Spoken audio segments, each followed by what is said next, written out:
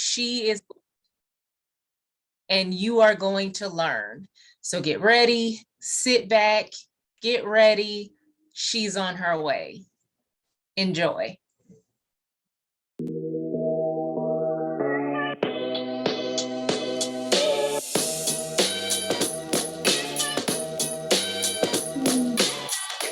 Good evening. Good evening. We get worked up. We get our blood flowing a little bit for the information. Like the dance and get it going. We thank Go Live Express for giving us our own intro music.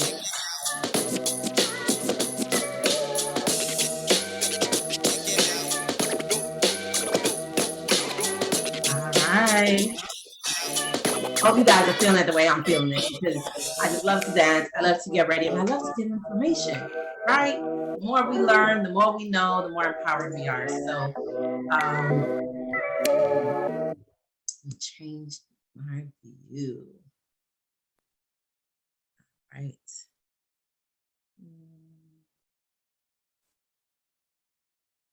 Okay, hold on. I hope everyone's having a very good evening. And I am just making sure that our screen is the perfect size. So when we begin screen sharing, you will see the documents nice and clear in our PowerPoint. All right, one moment, updating my view. Okay, do you guys see the picture? And I guess you can kind of give me a thumbs up. Shakita, do you see the full video, or what are we seeing? Or do you see the bars on top as well?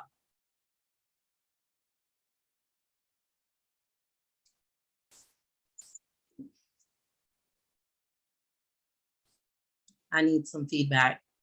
Can you guys? Okay. Oh, maybe because we started. Okay, can you see the full screen, or is it just the bars on top as well? I see the full screen. I can see myself, you, and Fritz at the top. I wonder why the view is that way. Okay, not a problem, but we don't want to delay too much. It's supposed to be on speaker view. All right. Okay, so I am going to share my screen so we can get started. Let's talk about some estate planning. I get excited about estate planning, but I don't know about the rest of you. But I love talking about estate planning. Okay. All right. Let's see.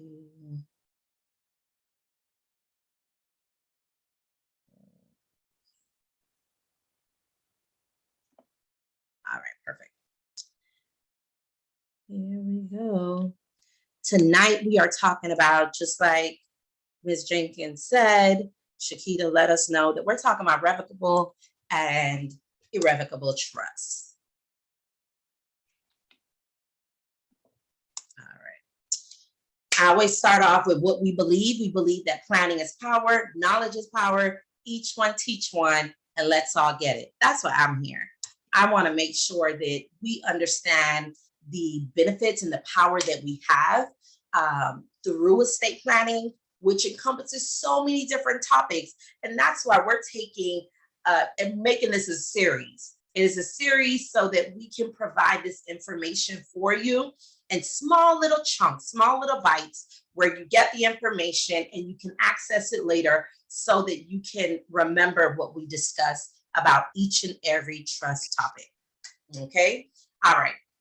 So what are some of the benefits of a trust? Because we're going to talk about power of attorneys, wills, everything. But tonight we're talking about revocable and irrevocable trusts. What are some of the benefits? We know that you're able to have your assets managed. You reduce tax liabilities and probate costs. You're able to provide for those that you are already providing for: children, parents, spouse. You protect your assets from creditors. And for those of us who have the unfortunate situation of being divorced, you're able to protect assets in certain types of trusts. Not every trust does what I'm saying, but the whole concept of trust, we're able to provide all of these benefits, but it's always specific to you. What is your situation? What are you trying to do? What is your goal? And that is the way that whenever I do a consultation with a client, there's no one size fit all with trust. It's always how is your life already set up? What are your goals? What do you want to accomplish if one, you're incapacitated or you pass away? Okay. All right. What are some of the ways that trusts are created? This is just the general information. We always give it because some people are like, well, how do I create one? You can create it through a trust, through a will. We talked about that last week with our testamentary trust versus a living trust. So you can have it within trust. Insurance clauses, you can create it through an insurance or even contract or through the court. So there's a lot of different ways that trusts are created. But what we want to focus on tonight is the differences between a revocable and irrevocable trust, the pros of each, the cons of each of those types of trusts. So let's go. Revocable trust. Here are some of the benefits. And we already know how we make them. So you can do it through a will, you call up an attorney, or some people, they go online and they use some of these platforms that they have to create a trust. Now, what's the benefit of having a revocable? Revocable basically means that I can change it, right? I can revoke. That's the main thing to think about. I can revoke this at any time. So one, it is flexible.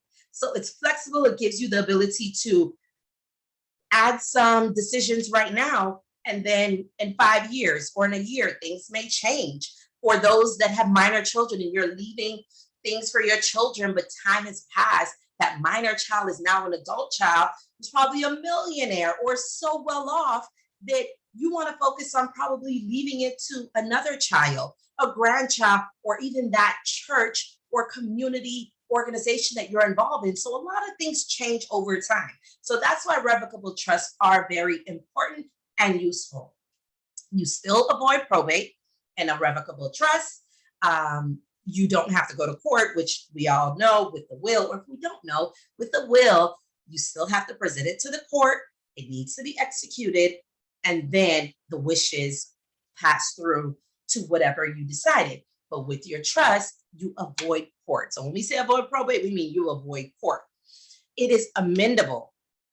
What does that mean? It protects whatever the original person. So when you create the trust, just like I said, you have a lot of different ideas in mind. You can amend it, and every amendment, you always notate the date that you're amending it and what are the amendments. So that's what we add to our revocable trust. Now, what is another thing? I think this is one of the greatest benefits that most clients say is the fact that you maintain control. So in a revocable trust, you are the one that maintain control. After you can decide not to, but generally you will maintain control. You will be the first trustee when you create your trust, and you can have a co-trustee, which can be a spouse or a child, but you're able to, meaning you have the option in a revocable trust to actually maintain control of the assets and your decisions within that trust. Now, what is one of the things as well that you can do when we talk about control? So let's say that you put your investment account into the trust. So you rename it into the name of the trust. And then you decide, you know what? I have a life experience. I no longer want this to be a part of the trust. So you go ahead and you change it and you liquidate it for some cash. You want some liquid cash. You can do that in a revocable trust. Even if you said it was going to your child, your grandchild, or anyone, you can change that. Revocable trust, you're also planning for incapacity. So it's not just death. So with the will, we're considering the fact that I pass away, this is what I want.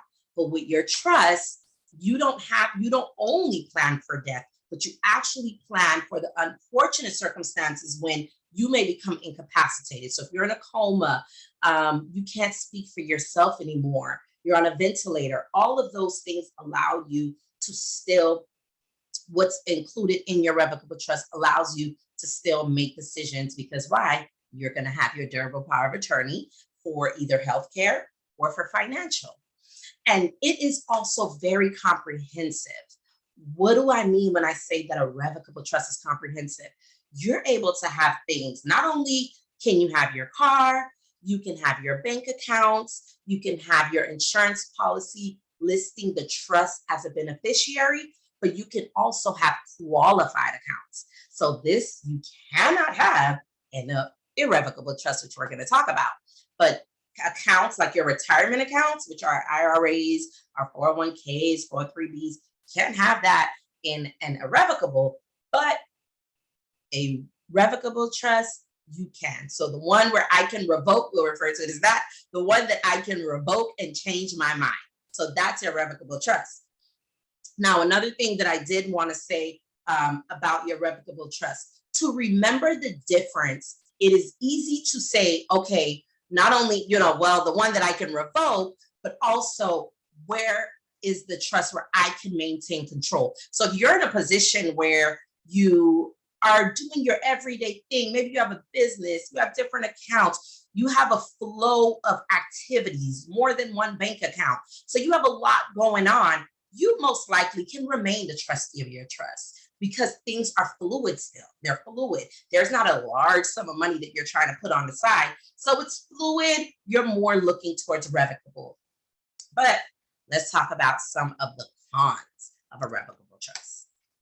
Now, you saw in the list when I was saying some of the benefits that asset protection, tax liability, all of those things that cut down on your tax liability, all of those things are so important when someone creates a trust. But you don't have the best protection when you have a revocable trust for the same reason why it's good for the other person if you want asset protection. For one person, they want to maintain control. So they don't want to have to say, I'm leaving this amount to this person or for this purpose and never be able to change it again. But they still want asset protection. So what do we do with that?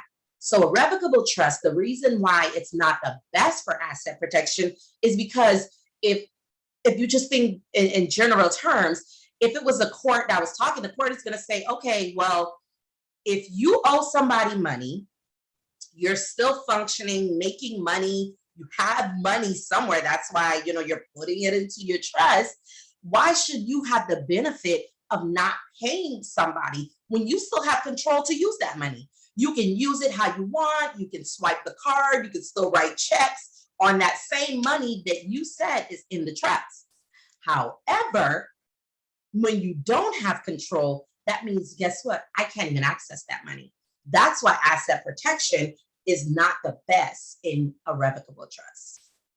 Now, what about government supplements? So those individuals that are that need government supplemental benefits. So those are our more older individuals who qualify for it. We have our special needs individuals who qualify for supplemental benefits from the government. It may be a jeopardy when you have a revocable trust because the special trust, which we're going to talk about in a week or so, we're going to talk about qualified income trust. We're going to talk about special needs trust where it is so specific. You definitely don't keep control, but we're going to get to that. But those things, again, they're saying you have a certain amount of money that you can have. If you have above $2,000, it's about $2,300 at this point, or $2,000. I just say $2,000. Let that be your cutoff.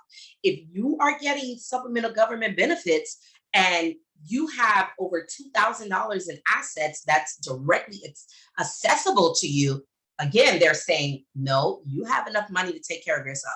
Now, honestly, is that really enough money? Even if you're making $2,500, is that really enough money?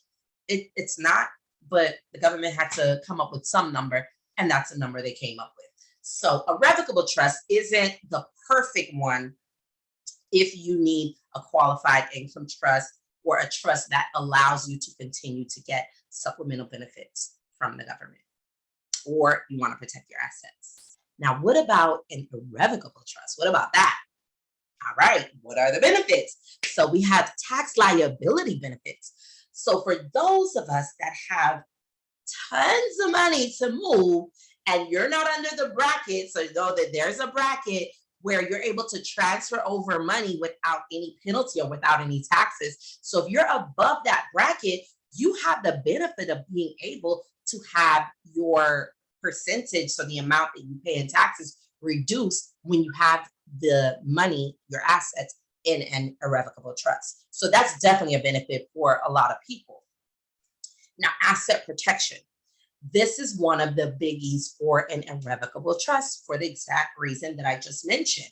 I can't access this money. I can't just go swipe a card and get this money. So you get the benefit of a creditor not being able to just sue you and get access to this money.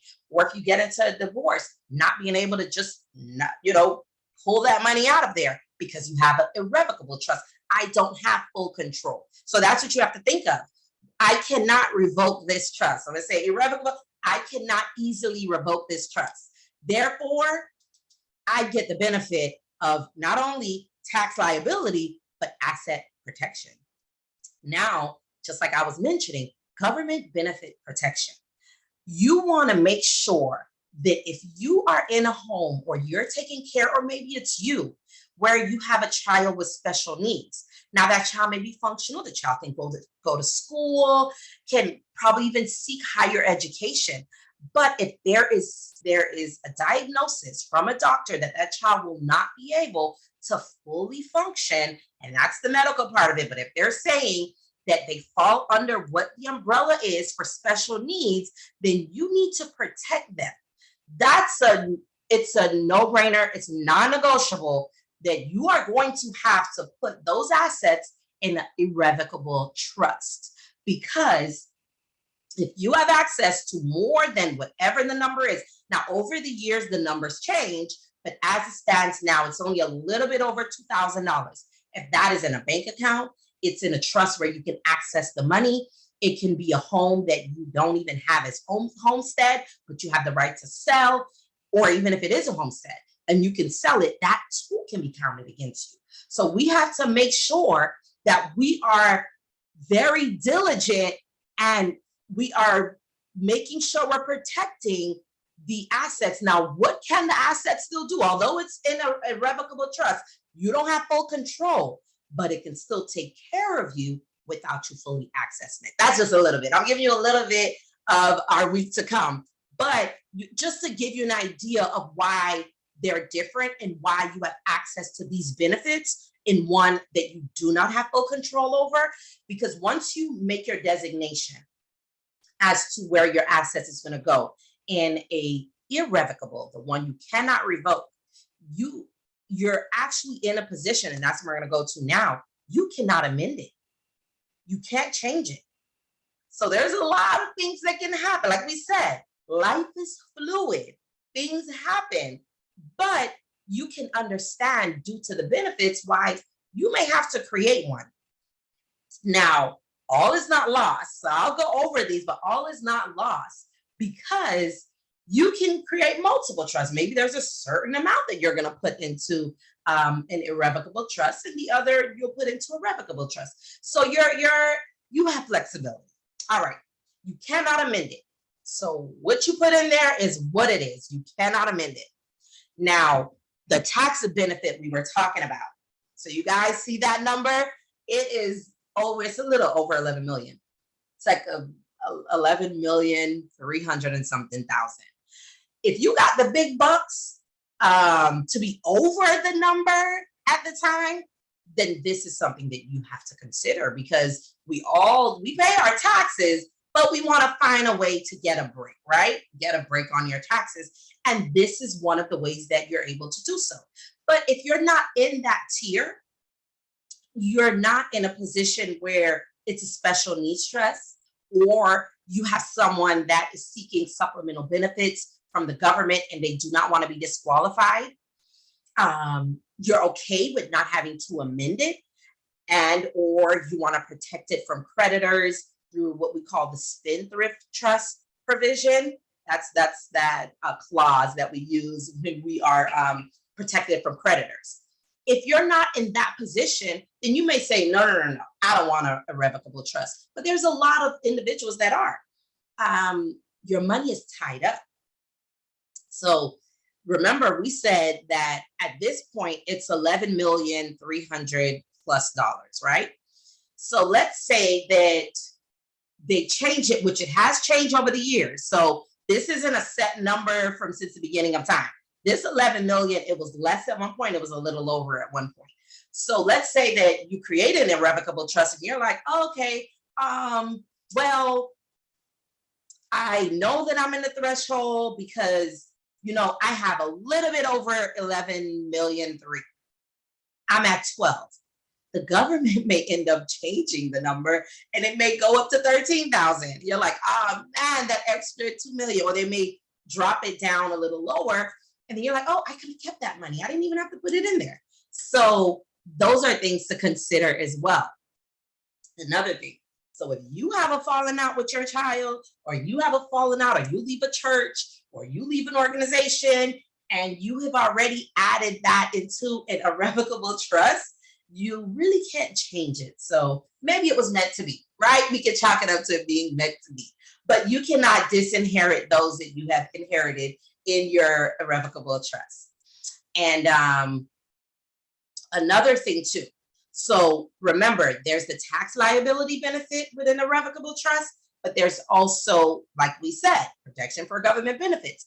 One of the cons is what you put inside of an irrevocable trust for, let's say, estate tax purposes.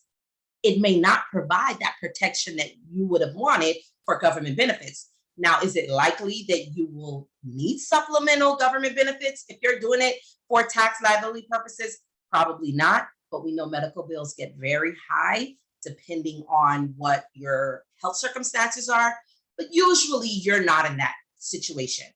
But if you're in the opposite, where the government benefits, you're seeking government benefits, and you do, or you came into a lot of money and you have it in there, it may not protect you and you may not get those tax liabilities. So those are some things to keep in mind. So remember, with what we can revoke, you do have the flexibility.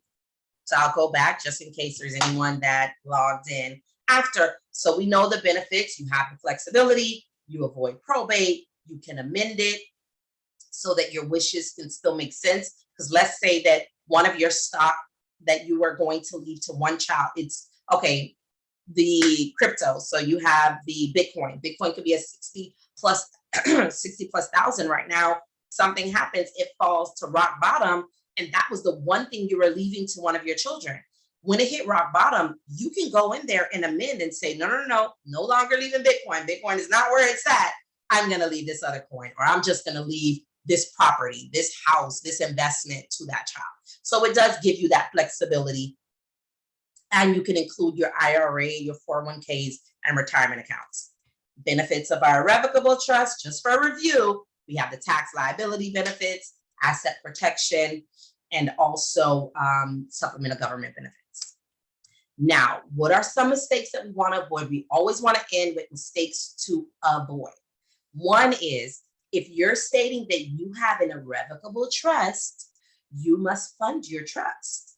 You have to fund your trust so that it can be a trust that's effective now.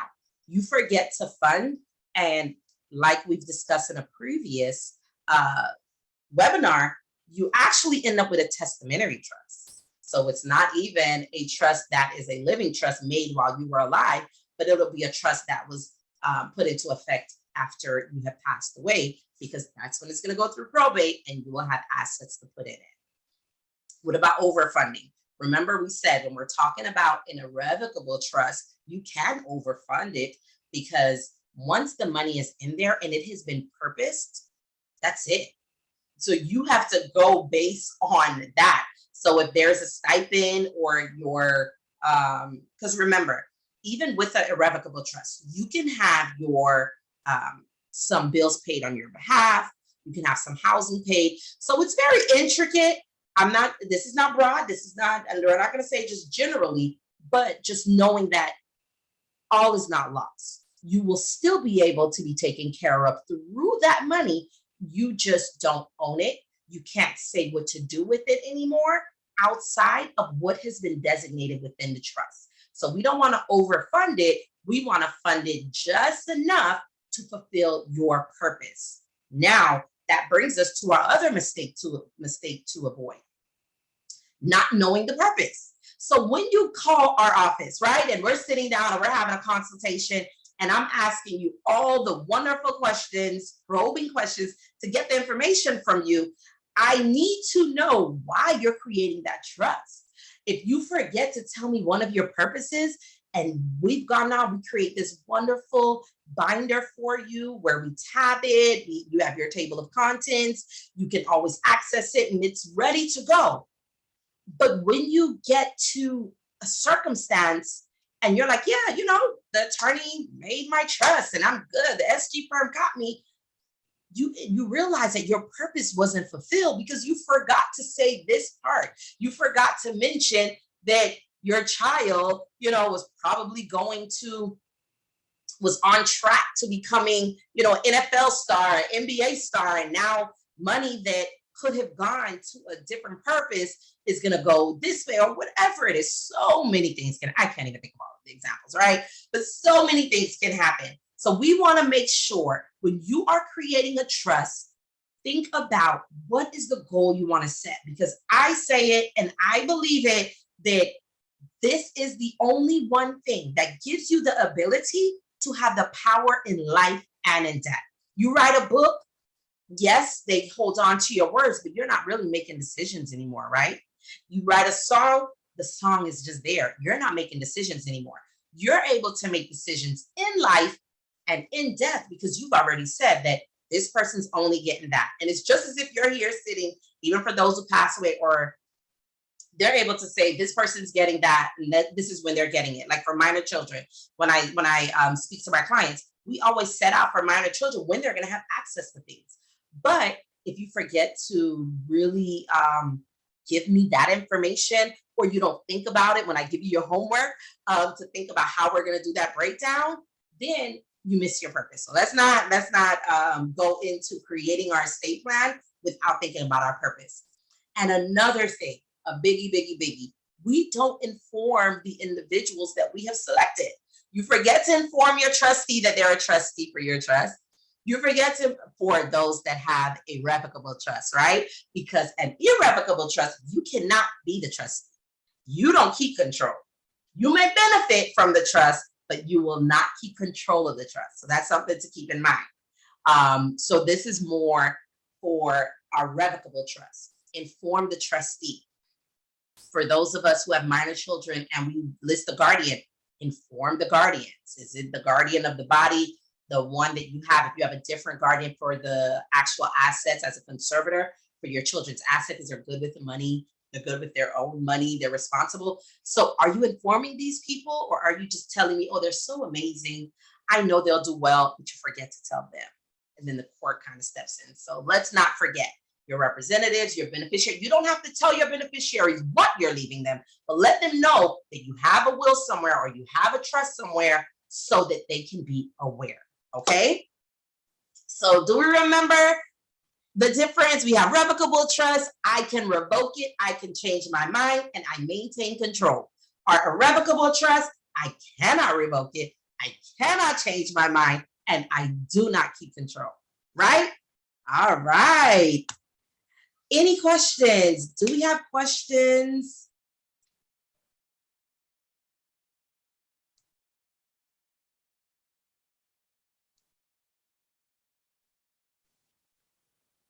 Let's see.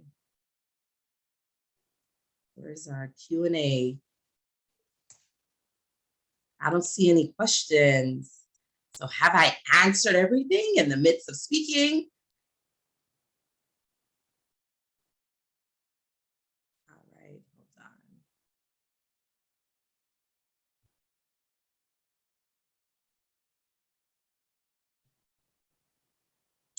Okay, no questions.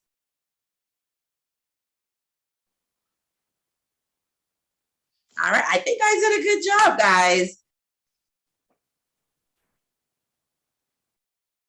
Okay, Sorry, I asked the wrong person to unmute. Yeah, so we are at 33. We have how many minutes? We have like 12 minutes left for me to answer any questions or go over anything that we previously discussed.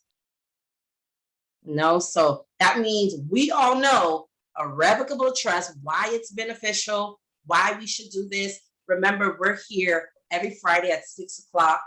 This is a free webinar. We put this information out there because we want to make sure that we're not just providing services for people who know, but that the community knows that this is important. These are decisions that if you don't make it, somebody will, because every state has intestate laws. That's what they call it, intestate laws. So they're going to determine what happens with what you don't make a decision with. And if no one steps up to the plate because they just don't know what to do or where to go, then your assets can go to the state. So for those of us who own our homes and we have money in the bank, but no one knows about this money, no one is aware of what to do with it, after a certain amount of time, it just goes to the bank or it goes to the state and it sits there long enough and it goes to a different purpose. While the organizations that you're a part of, your family, friends, whoever you wanted to provide these assets to, they end up with nothing. And we don't want that to happen. So we're on a mission to educate, empower, and really allow everyone to elevate with this information. We have consultations every day, multiple a day, of individuals who are calling to find out about how do I get this done. I want to make sure everything is good, because we have so many times the horror stories of families who they're supposed to be, supporting one another, encouraging one another when someone is incapacitated or pass away, but they're fighting for their assets because there was no plan made. So we definitely don't want that to happen to anybody that we're able to reach through our webinars, anyone that we're able to get this information to. Okay, so we have we have a question. Can a 401k be a part of the trust when it's through an employer? Yes, we definitely can. So any retirement account. So where you designate, so your designation for either ownership or beneficiary, you would put your trust account. So once you do that, so if you wanted to change it into the name of, you can, or you can have it as a beneficiary, and then that amount goes into the trust and it will do exactly what you said that you wanted in your trust. Great question.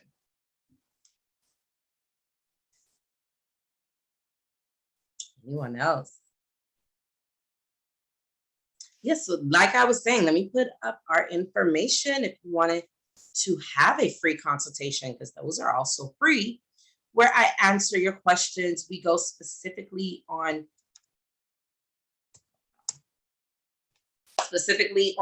what your life situation is. No, everybody is not the same. So we have our phone number, 305-857-5711. Our email address, admin, so administration, admin for short, at thesgfirm.com. Our social media handles are the SG Firm. I put .com. Do not put .com. Just put THE Firm. And the website has all of this information, and you can also book your free consultation on the website.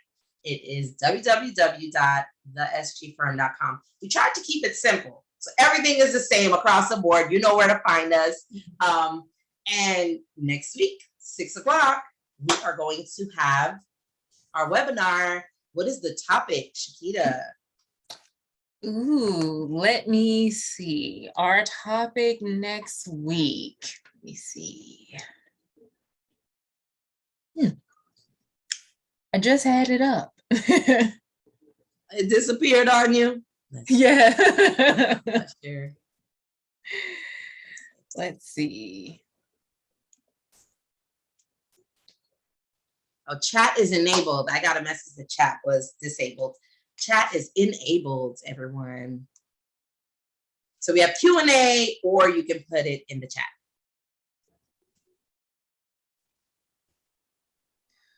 Which I think it was great because even I was wondering about the trust, especially in terms of special needs children, those who have them, and how do you handle that when you have an adult? That's coming up. Yep, that's coming up. That's going to be, I believe it's in 2 weeks, but I don't want to be wrong. Hold on, guys. Wait. But it's next week because they're all already set up. Okay. It goes live actually at midnight tonight. So next week's go live at midnight tonight. Check us out on Eventbrite for next week's topic. Okay. Thank you guys for coming. Now, can we have some music so I can dance my way out of here? It's Friday night. Ready for the weekend. FSU versus Miami.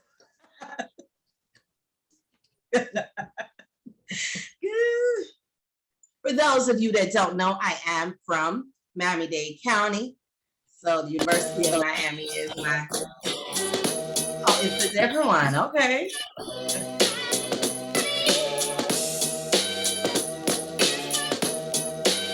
The chat is open, guys. It was off before, but you can definitely send messages, I believe, now.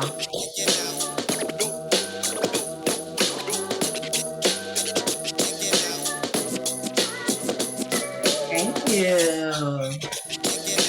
I'm just here to give the information that I know to the people, put us in the best position. Thank you for coming, everyone that joined us.